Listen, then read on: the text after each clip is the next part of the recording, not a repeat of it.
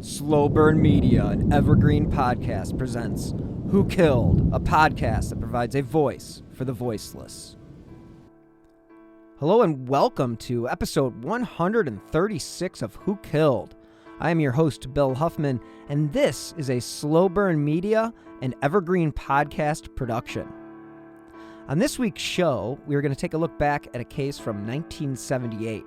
But before we get started, I want to talk about what I participated in on Wednesday, October 27th, and that was the Walk for Amy. And this was in honor of 10-year-old Amy Mahalovic, who was abducted from the Bay Village Shopping Plaza in Bay Village, Ohio on October 27th, 1989. I was a 10-year-old and was living in the city that borders Bay, and it was something that was extremely tragic and definitely hit close to home because, of course, these are small suburbs and everybody's parents were extremely worried that they were going to be the next abducted child. And again, this case is still unsolved, and what makes her case unique is that she was actually lured to the plaza, and so this was a premeditated act. This was not some abduction of opportunity. This was something that was planned, and again, unfortunately, she was found dead about 100 days after she went missing. So the Walk for Amy was in honor of Amy Mahalovic and her family and the community, and we all hope one day that we'll be able to find the answers to the case that has haunted Northeast Ohio for a number of years. But there's another case that has also haunted Northeast Ohio for a number of years, and that is the missing persons case of Judy Martins. And she was from Avon Lake, but was going to Kent State University at the time of her disappearance. In order to make heads and tails of this case, I have a special guest on this week's episode, and again, that is Nick from the True Crime Garage podcast. They've actually recently done an episode on this case, so Nick knows a little bit about it. And again, it's always a pleasure to have Nick on the show. Hey, Nick. Great to have you back on the show. How are you doing, man? Wonderful, Bill. Thanks for having me on. I'm doing a little working from home today, so to be able to sit here and chat with you and be on the Slow Burn Media flagship show, Who Killed, well, it's a dream come true, my friend. Well, it's always a dream come true when you are on Who Killed. So the listeners will be thrilled. And, of course, we are here to talk about true crime. And, of course, you're the co-host of True Crime Garage, the best true crime podcast out there. And you are, almost 500 episodes in. 530. Holy cow. Will come out, number 530 will come out this week, and we also do a show called Off the Record, which we are over like 130 of those as well. That's our Stitcher Premium show that people can sign up for. You can figure that out by going to truecrimegarage.com. We got a link on there, and you actually get your first month for free if you want to sign up for Off the Record. So I always recommend go sign up for free, listen to it for 30 days. You could probably binge the hell out of it and get as many episodes in as you want. And if you want, cancel. Who cares, right? Try it out. Take the old Pepsi challenge and see if you like Off the Record. Take Nick's advice. He always has positive things to say. And, being a mentor in this industry, he's been very helpful along the way. And I'm going to talk about a certain case today that I think Nick knows a little bit about. And that is the case of one Judy Martins. And she was 22 years old on May 24th, 1978. And she was a junior at Kent State University and was a major in women's studies. Now, she was last seen walking from her friend's dorm, which was Dunbar Hall. And she lived only 300 yards away in Engelman Hall. And this was around 2 a.m. Now, Martins was never seen again. So that's an interesting question right off the bat. Nick, what's your thought about Judy Martins walking 300 yards between dorms in the middle of the night and pretty much disappearing from the face of the earth. Well, yeah, there's a very short distance between Dunbar Hall and Engelman Hall, and there's a little discrepancy there through some of the different reports that I've seen. Some have it as many as 300 yards, some as little as 100 yards, which is even scarier.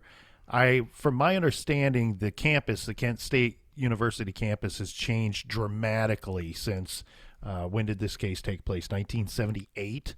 So Yes. yeah, obviously it's grown by leaps and bounds since then. And back in 78, look, the issue with this case has been a couple of things. There are reasons, right? When we look at these unsolved cases, there are always reasons why they are unsolved. Not that we are handing out any blame here, but in this particular case, the 24th was a day before a break. Okay, so most of the kids, 20, 21, 22-year-old kids, they're leaving campus on the 24th or on the 25th. So she goes missing, and it's going to take a little bit of time to notice that she's even missing, because Judy, she lived by herself. So when you live by yourself and you don't have any class that you're supposed to attend that morning or that day, it takes a little bit of time for people to notice that, hey, where is she? So by the time she's reported missing, a lot of the kids had left campus for one reason or another. Again, they're on break. And this is going to kind of hinder the investigation, if you really want to call it that. It looks to me more like it's campus police kind of checking on a student. And how often are they doing that, right? I mean, 5, 6, maybe a dozen times a week that they're checking on a student that didn't come home. And actually, I had found some statements from the police chief, the local police chief, who was talking about the Martins case years after the fact and saying, look, all the time that I was there, we were getting a ton of missing persons reports that would come in. And almost every single time, it was just as simple as kid decided to go home, to mom and dad's place, leave the campus for whatever reason and didn't tell anybody, or girl stayed at boyfriend's house, or boyfriend stayed at girl's house or dorm, or crashed somewhere and turned up the next day.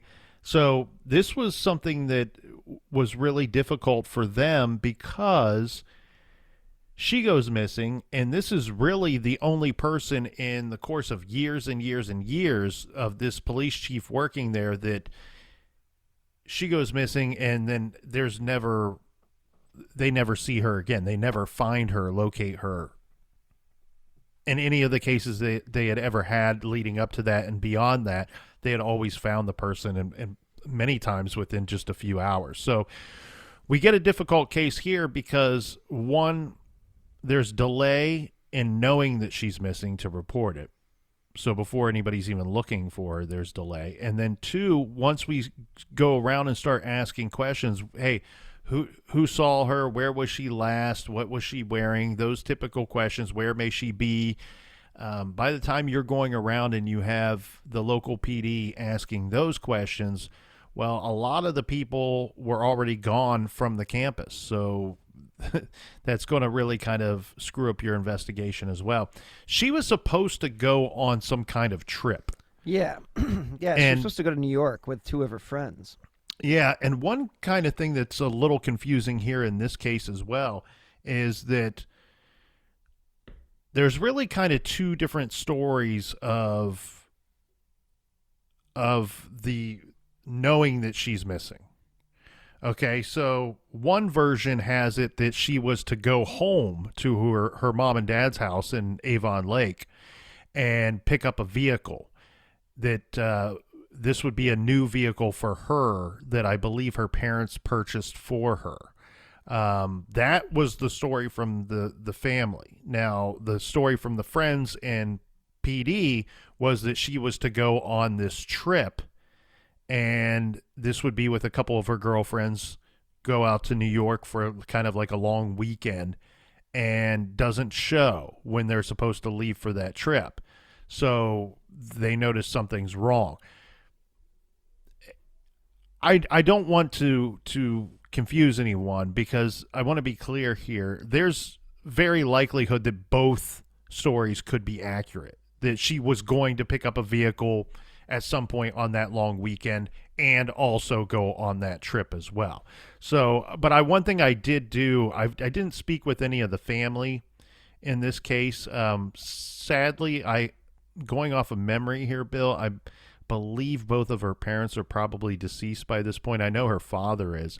And she does have a sister, which I believe might even be more in my neck of the woods. But I did just kind of voice it on True Crime Garage that, look, one story's coming from the family, one story's coming from PD. If maybe what we need to do here in the Martins case is fill in some of the blanks. And if this is information that is incorrect or wrong, or could be added to what the police currently know, then I'm hoping that that her sister and the investigating agency are in communication with one another. And I want to be clear about something here too that's very interesting in this case. She disappeared in 1978. This is very much an active investigation. I can say that 110%, which is strange for a missing persons case this old. The question that I have about Memorial Day weekend, and I wonder if this was just something that was in the 70s, if they were on quarters or semesters, because if they were on semesters, there would be a lot less students on campus because school would have already been let out at that point. For the spring, and if she was staying for the summer, then they would have been, that would have been why she was staying there, and that, summer classes are always less full and campus is not as busy. But I am not. Do you know anything about that? Do you know if this was were they on quarters or semesters? Do you know? No, I don't know, but from my understanding, when school would be out for the summertime, in the past years, she had always gone back home and stayed with mom and dad in Avon Lake. Okay. Yeah, and Avon Lake, for the listeners, is only, I've lived in Avon Lake before, about 5 years of my life I spent there. And, it's about actually an hour drive. You would say, from Kent State to Avon Lake? Yes, it's about an hour drive, and it's coincidentally bumps right up to Bay Village, which is obviously a place that's near and dear. And but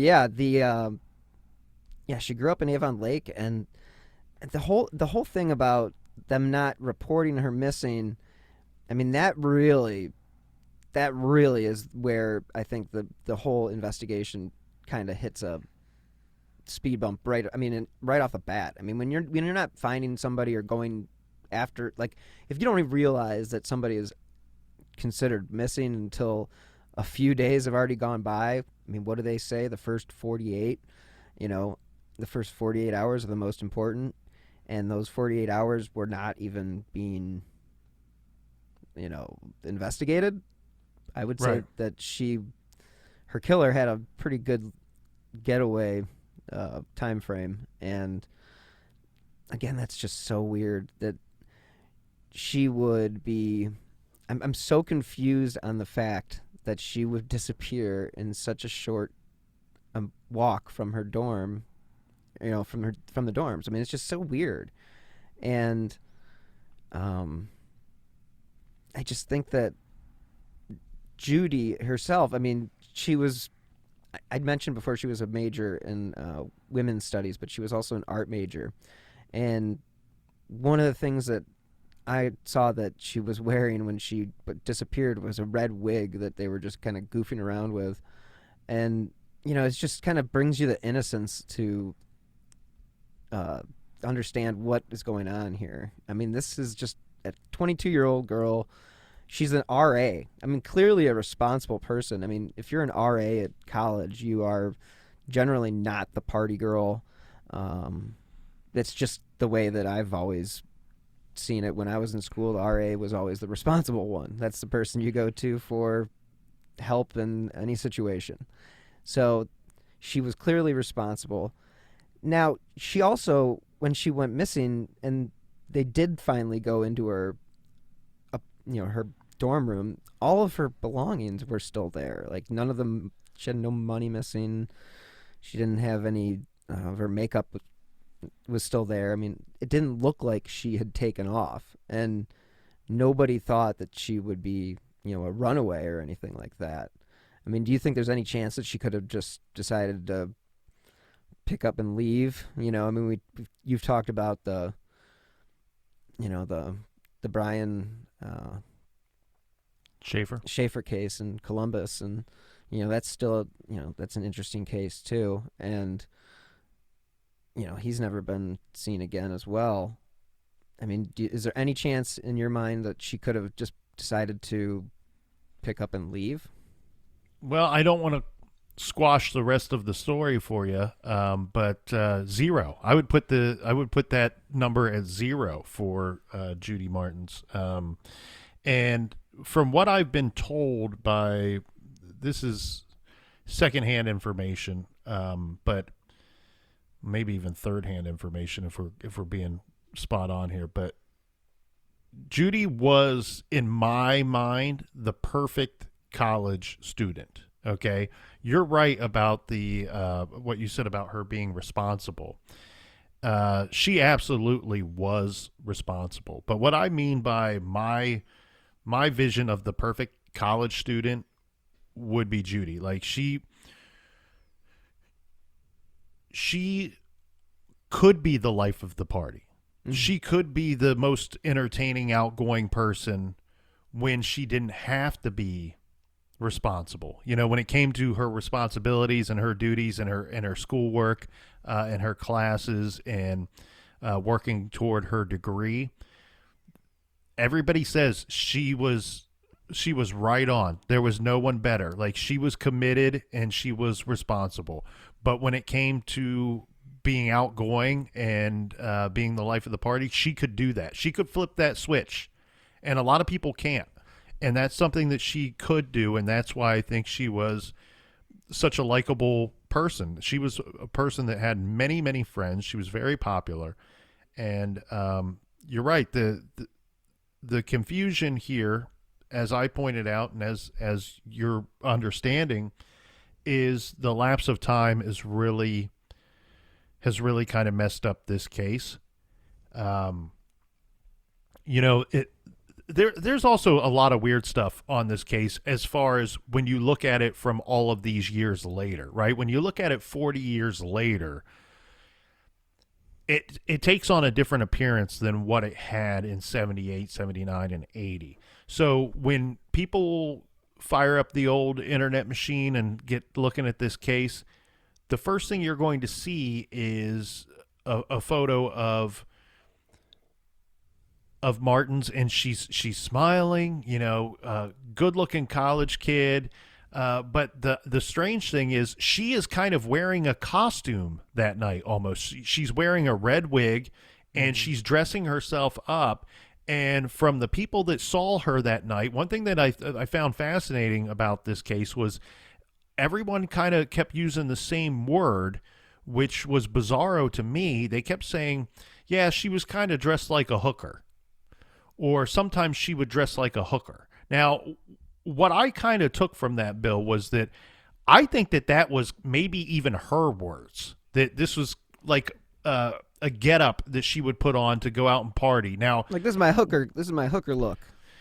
Right, but the weird cheek thing to me is exactly, because the weird thing to me is when you see that outfit and when you see how she was dressed that night, it's not Julia Roberts' Pretty Woman standing on the street corner hooker, right? This is like a plaid shirt and some weird jeans and a red wig.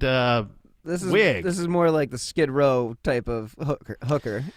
Well, no, I wouldn't even say that. Like, I don't even understand using that word. Okay, and I want to be clear here. I do think that was her word or her friend's words. These are not mine. Sure.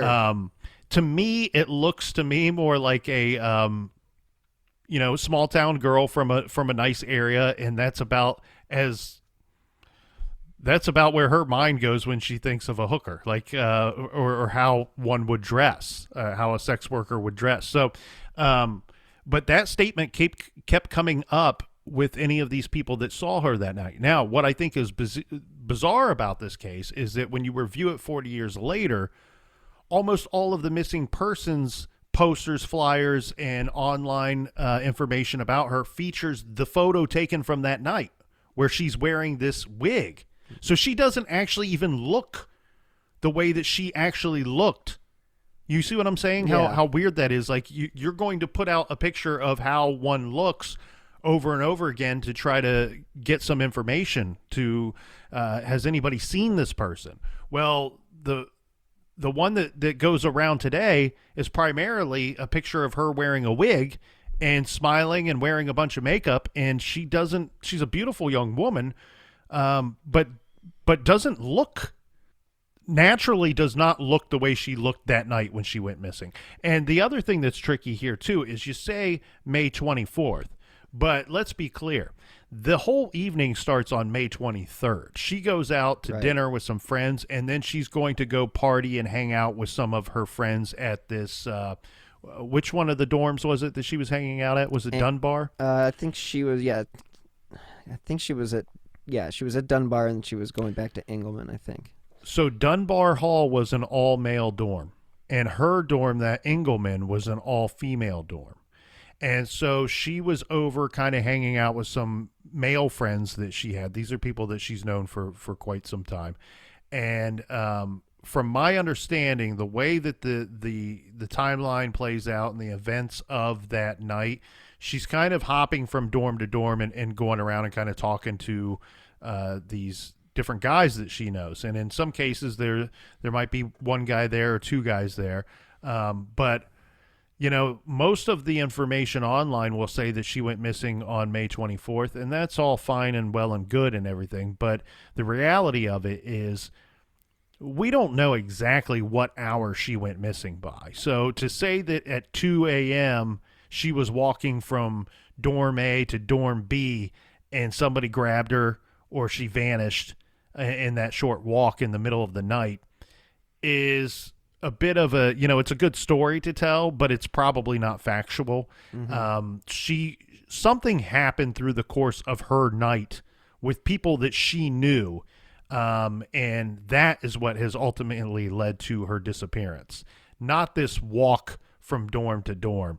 And so something happened late on the 23rd, early on the 24th, and then she's not reported missing until 2 days later on May 26th at 4:35 p.m. And she's reported missing by one of her friends. Again, she was supposed to go on that trip. Her friend, God bless her, was smart enough to notify Martin's parents as well. And God bless them, they were smart enough that they reported her missing in Avon Lake as well. So this is something that I would recommend anybody out there doing. God forbid any of us find ourselves in this type of predicament. But if you have a loved one that comes up missing and they are in another location, but they are from another location, report them missing in any location that they will accept the report. Just file those reports, because what happened in this case is Kent State didn't know what the hell they were doing. Yes. They didn't know how to investigate this. And I don't want to throw too much blame and fault on them. They're campus PD basically, right? They're there to break up beer parties and catch people smoking joints. That's primarily what they are doing out there. The reason why this case has stayed alive for all of these years, and the reason why you and I are sitting here talking about it today, is Avon Lake continued to pursue this case for quite some time and did a good amount of work on the Judy Martins case. And so my hat goes off to her friend and her parents and family for going the extra step, reporting her missing in multiple jurisdictions, and keeping the case alive themselves. And her friends are still, we're talking 40 years later, Bill, they're still devastated. That's what kind of person she was. They're still devastated. This week's episode is sponsored by HelloFresh. With HelloFresh, you get farm fresh, pre-portioned ingredients and seasonal recipes delivered right to your doorstep. Skip trips to the grocery store and count on HelloFresh to make home cooking easy, fun, and affordable. That's why it's America's #1 meal kit. This summer, HelloFresh is here to take the work out of eating well. Reach your goals with delicious, calorie-smart and protein-smart lunch and dinner options, plus new vegan recipes too. HelloFresh makes entertaining easy with a selection of crowd-pleasing eats like their bratwurst bar with caramelized onions, Dijonnaise slaw, and pineapple relish, or a snack board with pretzel bites, spiced bar nuts, and hot honey peach jam. So go to HelloFresh.com/whokilled16 and use the code WHOKILLED16 for 16 free meals plus free shipping. Again, go to HelloFresh.com/whokilled16 and use WHOKILLED16 for 16 meals plus free shipping. By the loss of their friend all of these decades later. And every one of them had such wonderful things to say about this young woman. You know, it's really sad to see how basically the family they've never had any answers. The parents have passed away.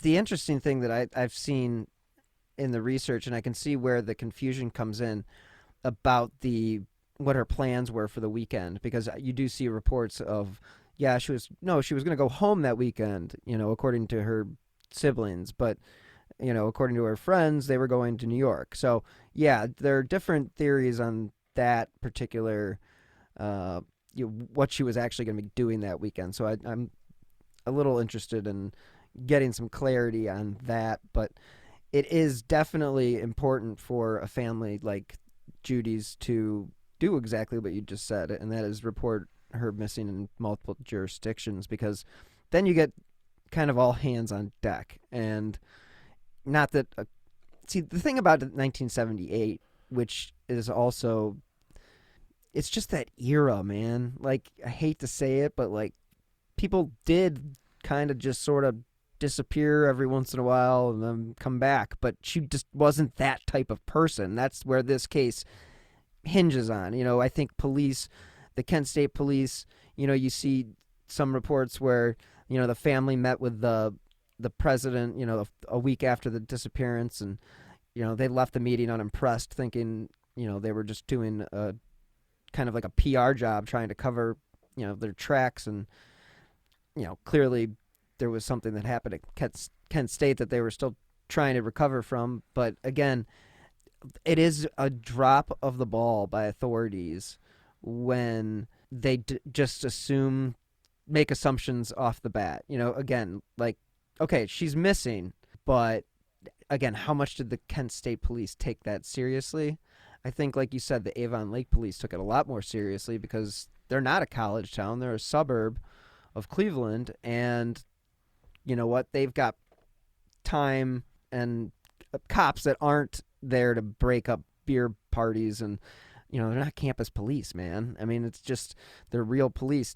Not to say that campus police aren't real police, which I kind of just did, but I didn't mean to.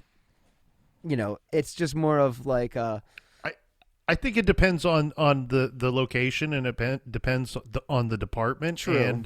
And probably the time that we're talking about here too. And True. I think a big key of this is 1978, as you said, the time frame that we're talking about.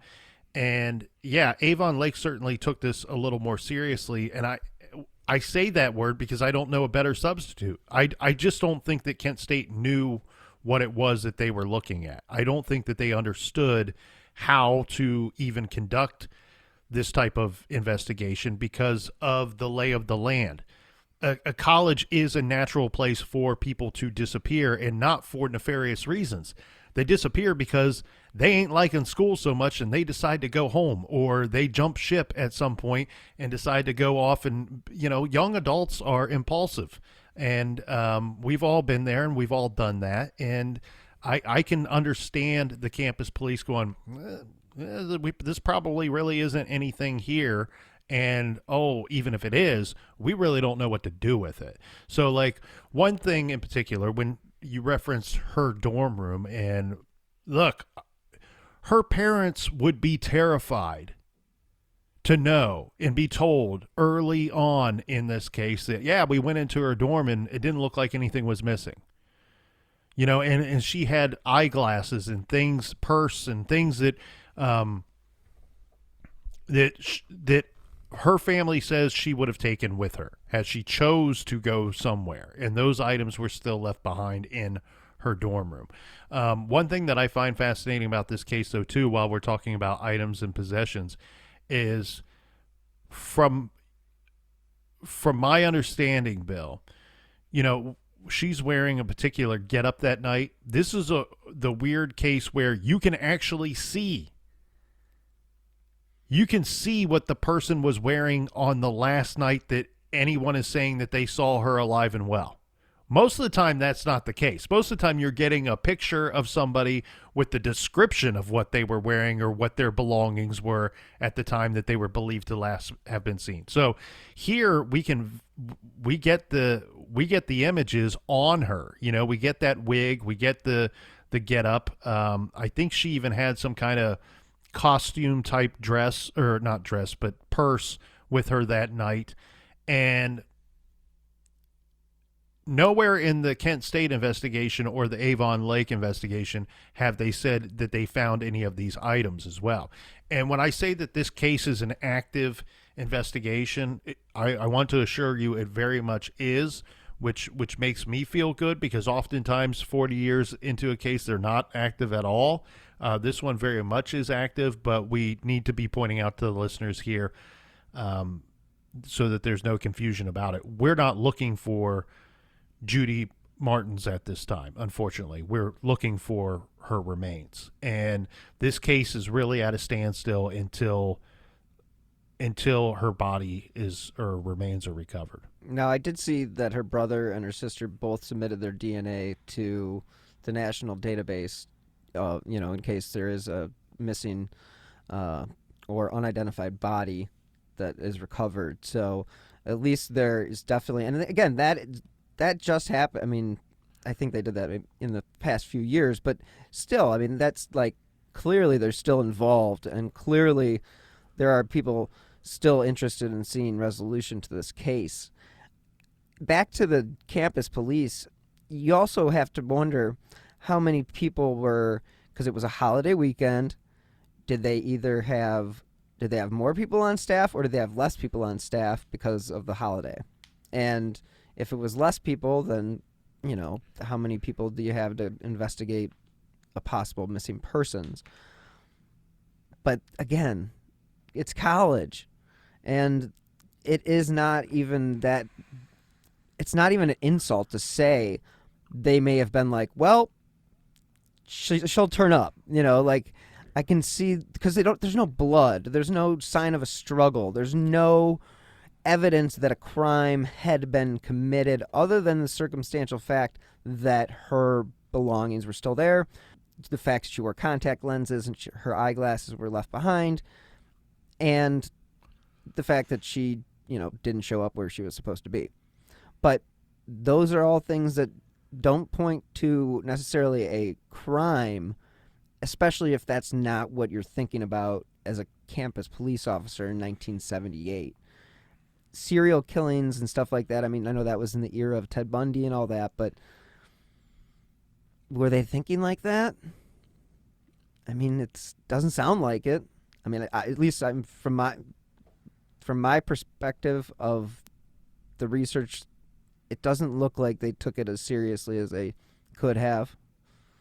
But I'm also not going to knock them for that, because, like you said, college is a great place for people just to kind of tune in and drop out, It's just, but it's just, it leads you to wonder about that ex-boyfriend, because we haven't talked about that yet. And we have Judy, who was in a long-term relationship of, from what I've seen, 5 years, which would have overlapped from high school, I'm assuming. And apparently he passed a polygraph test with the Avon Lake Police. So there you go, and you can see that the Avon Lake Police are the ones conducting the polygraph tests. You know, again, it's the Avon Lake. I think the fact that the family is from there, the parents are there, I think that they had a little bit more of a drive to find the answers for the Martins family, because it really is, it does seem like they were the more involved police department.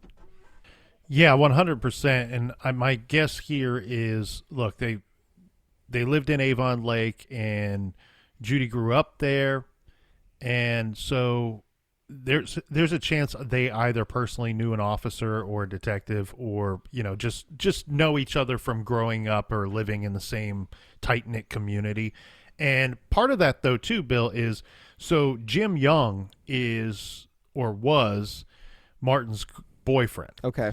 And so he was still living in or near Avon Lake. She grew up there. They were boyfriend, girlfriend from high school. Now, we should be clear here, because when you say, hey, they had a 5-year relationship and she's a popular girl at Kent State, and then they break up and she goes missing, wow, that looks like, oh, this guy came into town and did something terrible. It's only an hour's drive. That's always a possibility. That's something that you're going to look at. But when we looked into that angle a little closer, one thing that we found was the dynamics of the relationship itself. It's easy to say it was a 5-year relationship. The truth of it was a very much on again, off again relationship for 5 years. As anyone that's had a high school love, if you want to call that, and college love, can imagine how those things work. From my understanding is she actually attended 2 colleges. So Kent State was her second college. And the 2 of them, and I can't recall what the first one was. No, maybe she was like OU. me. She left OU. Okay, she left OU. Jim Young, from my understanding, attended OU with her for some of that time. So she was there for that's 2 why years. Yep, that's why the relationship carries over from high school to college. Now, Jim Young goes back to Avon Lake, and she then decides to start going to Kent State. They were on again, off again, and from everything I could find, and this is what her friends were saying too, because, she's relaying this information to her friends, that it was kind of one of those things that when she goes home for the summer, her and Jim hang out a lot during the summertime. Mm-hmm. And then when she goes back to school, they hang out maybe once or twice a month, but not so much. And Jim's an interesting cat to me, and I kind of see why they I don't know if cleared is the right word to use with Jim Young, but he was definitely a suspect early on. As you can see, they gave him a polygraph, and they interviewed him several times. But I found some the transcript from one of the interviews, and I guess the only legal trouble he had at the time. So part of the reason for their breakup was he liked to drink. He was a bit of a party guy. Yeah, she liked to have a good time, but she was a little more driven. She was working on school. She was working on building her life. And the only legal trouble I could find for him was he fired a gun in the story. There's a few different stories here, but the way it sounds to me, Bill, is that he fired a gun inside his apartment and either shot out a window or shot a wall on accident. He could have been drunk, I don't know. But one part that was a little funny in the transcripts of the police interview with Jim Young was they asked him, they're like, "Hey, do you have any guns?" And he goes, yeah, you guys know that I have guns. I was arrested for shooting out the window in my apartment. Like, he's very forthcoming. And He's they go, probably okay. cleaning the gun. It probably went off. Well, listen to this. They go, okay, well, where are your guns? He goes, well, you know I have guns because you guys confiscated them when you charged me with firing this gun in the city limits. So he was still waiting to go to court for whatever those charges were, very misdemeanor type stuff.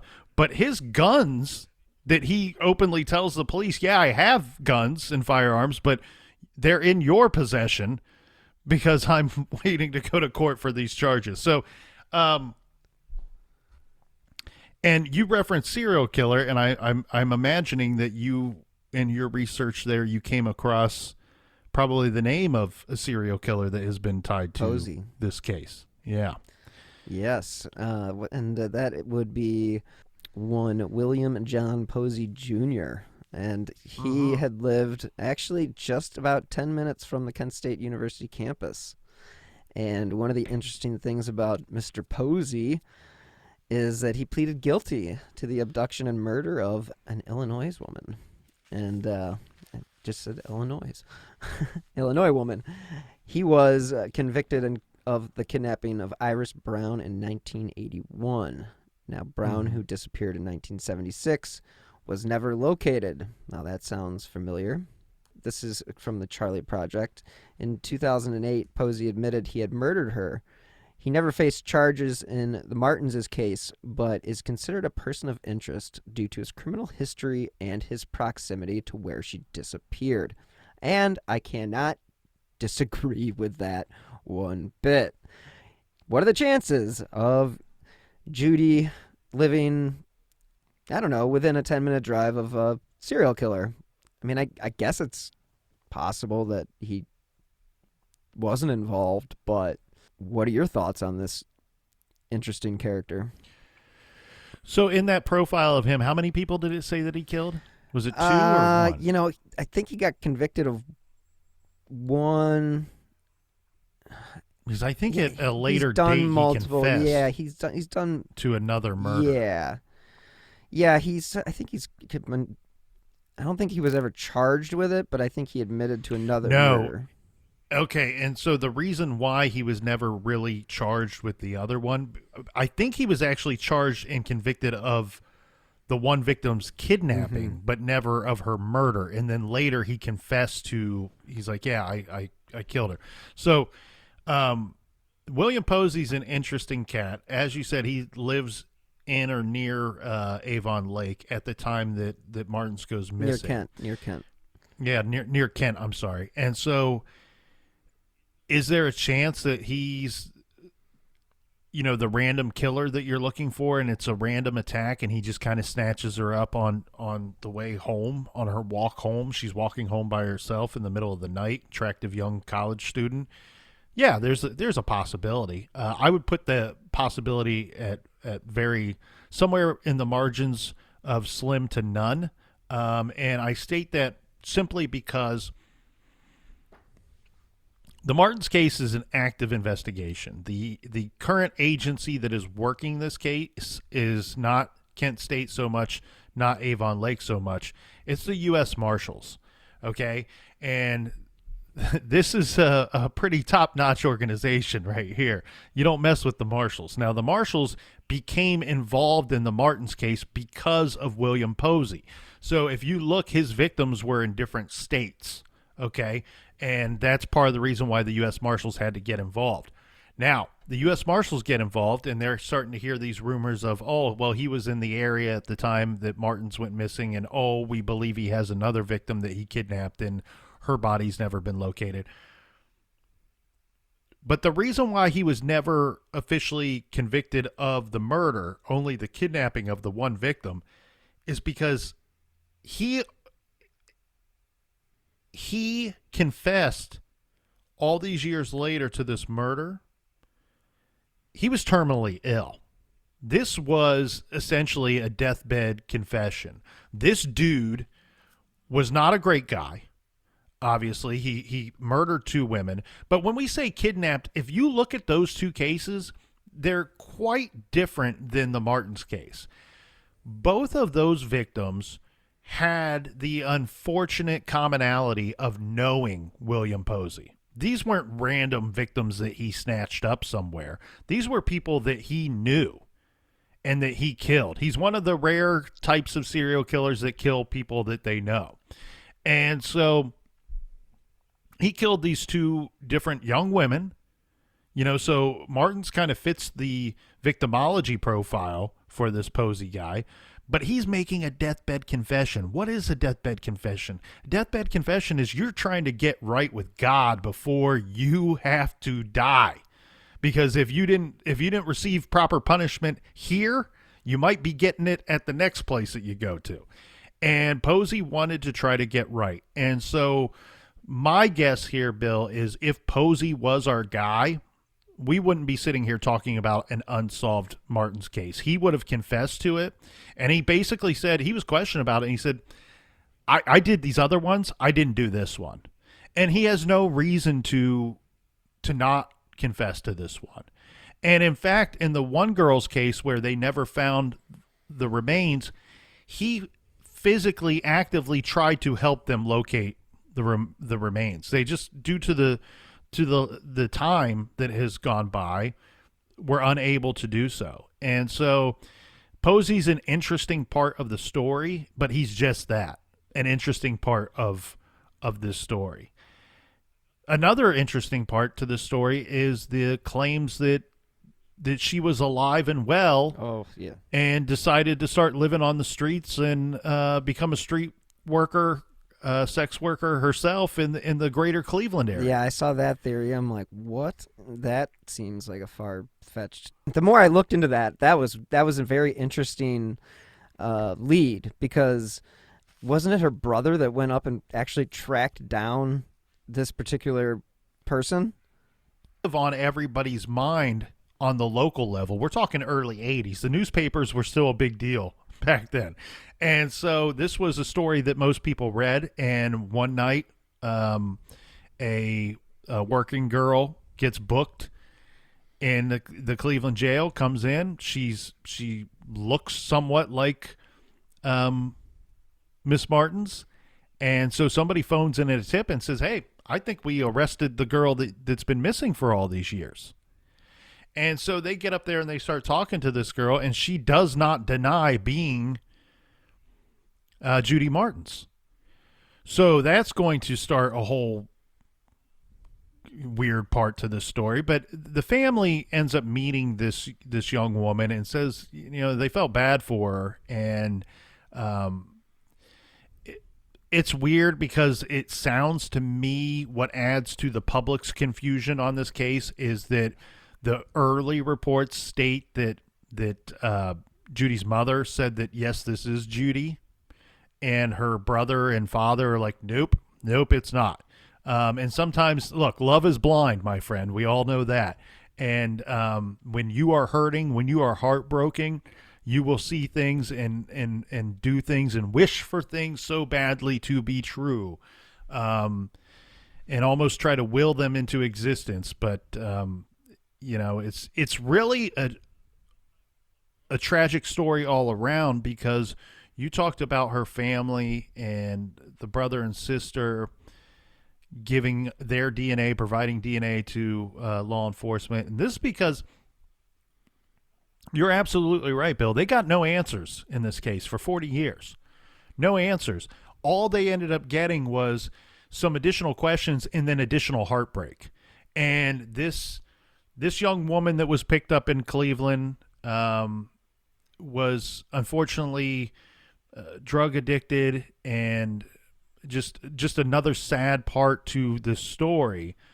But it didn't really have anything to do with Judy Martins. And that's just like layer and layer of heartbreak for her family to get these near misses, right, on what could be. And there's been several Jane Does throughout the years that they thought may be Martins, and it has not been yet, has not turned out to be that way yet. So it's a really tragic, heartbreaking case, and it's one of those ones to me that I feel really bad for the family because not only was their daughter and sister missing, but then you get these additional gut punches every now and then, every few years of a Jane Doe or this young woman that was picked up in Cleveland. It's a could be, but it's not.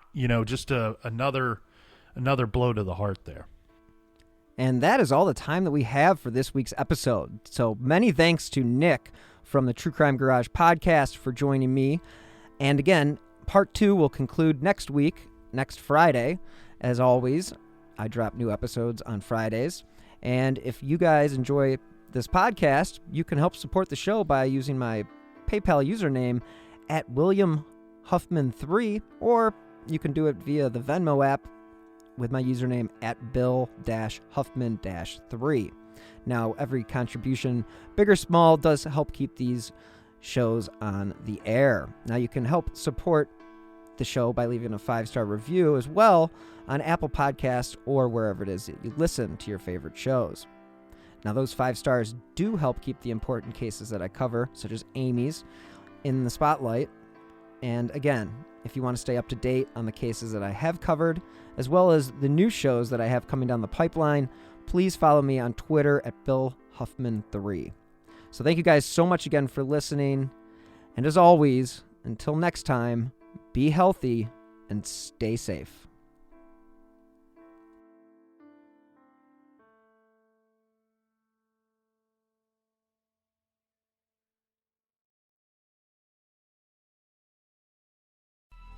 Coming up on 5 Minute News, I'm Anthony Davis.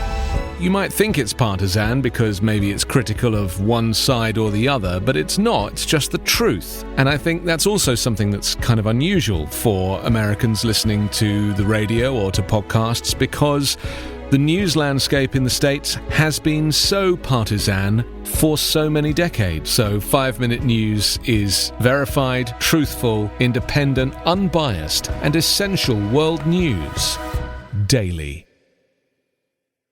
Hi, podcast listeners. I'm Carol Costello, a former CNN anchor and national correspondent. This January, I'm launching a podcast about one of the first cases I ever covered as a journalist. It's one that stuck with me all of these years, the one that buried itself under my skin and stayed put. It's a true crime series about an amazing woman named Phyllis Cottle, who defied torture and death and brought a fierce rage to the quest to find her attacker. Carol Costello Presents Blind Rage is a production of Evergreen Podcasts and signature title of the Killer Podcast Network. Listen and subscribe wherever you get your podcasts. Discover more great true crime and paranormal programming at killerpodcast.com.